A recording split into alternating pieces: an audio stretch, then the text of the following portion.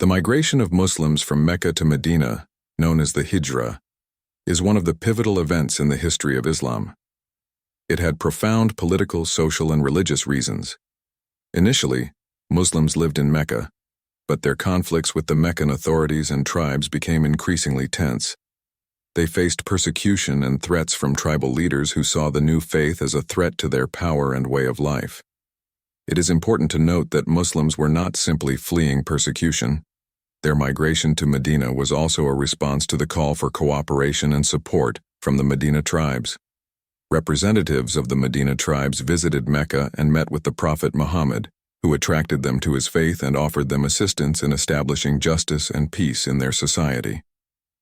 In Medina, an Islamic state was established, and Prophet Muhammad became its ruler. This migration provided Muslims with a safe refuge where they could freely practice their faith and develop the Islamic community. Moreover, they received support and protection from the Medina tribes, which made their position much stronger. It is also important to note that the migration to Medina gave Muslims the opportunity to create their own society based on Islamic principles and values.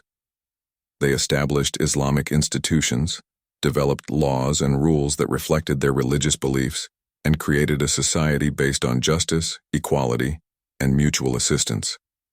Furthermore, the migration to Medina allowed Muslims to expand their influence and gain new supporters. Medina was a strategically important place, and its tribal leaders were willing to support Muslims in their efforts to spread Islam. Thus, the migration of Muslims from Mecca to Medina was a consequence not only of persecution, but also of the desire to establish a just Islamic society based on the principles of faith, cooperation, and peace. This event was a turning point in the history of Islam and played a key role in shaping and spreading the Islamic faith.